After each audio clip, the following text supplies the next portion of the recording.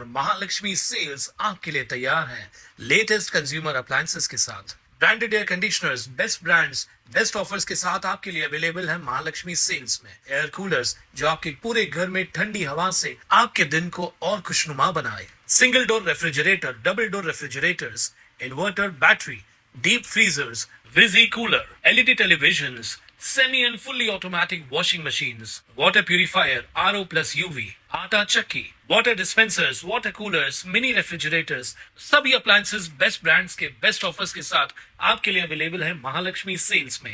राष्ट्रवादी काँग्रेस पार्टीचे सर्वेसर्वा माजी मुख्यमंत्री तथा माजी केंद्रीय मंत्री ज्येष्ठ नेते शरदचंद्र पवार यांच्या वाढदिवसानिमित्त कल्याण पश्चिम पॅनेल क्रमांक 1 सापाड येथील पार्वतीबाई पुंडलिक पाटील संचलित माध्यमिक विद्यालयात निबंध व चित्रकला स्पर्धेचं आयोजन करण्यात आलं होतं।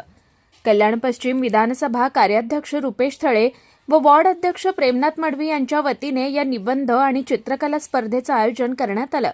या स्पर्धेला विद्यार्थ्यांनी उत्स्फूर्त प्रतिसाद देत मोठ्या प्रमाणात सहभाग नोंदवला। परीक्षकांनी निवडलेल्या प्रथम 3 विजेत्यांना पारितोषिके प्रदान करण्यात आली। तसेच सर्व सहभागी विद्यार्थ्यांना वही व पेन देऊन प्रोत्साहन देण्यात आलं। या कार्यक्रमाला अनेक मान्यवरांची उपस्थिती लाभली। यामध्ये जिल्हाध्यक्ष वंडार पाटील, युवक अध्यक्ष निखिल कदम, विधानसभा अध्यक्ष स्वप्नील रोकडे, कल्याण डोंबिवली प्रवक्ते ओम सावंत, मुख्याध्यापक पानसरे तसेच विद्यालयातील अन्य शिक्षकवृंद उपस्थित होते।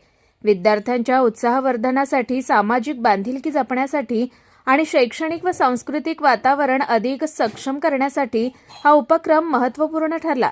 यावेळी मयूर सल्पे, भानुदास घुगे, रवींद्र बिडलान, दिनेश मडवी, दयानंद पाटील, आयोजक विधानसभा कार्याध्यक्ष कल्याण पश्चिम रुपेश थळे, वॉर्ड क्रमांक 1 अध्यक्ष प्रेमनाथ मडवी आदींची देखील उपस्थिती होती।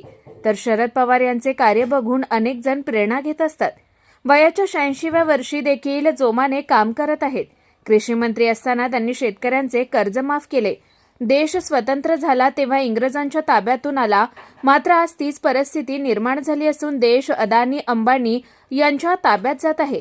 बिहारमध्ये सत्तेचा वापर करून निवडणूक जिंकल्या तीच परिस्थिती इथे देखील होत असून आपले मत देखील योग्य विचार करून द्या असं आवाहन यावेळी जिल्हाध्यक्ष वंडार पाटील यांनी व्यक्त केलं। कुणाल म्हात्रे, स्वानंद मीडिया, कल्याण।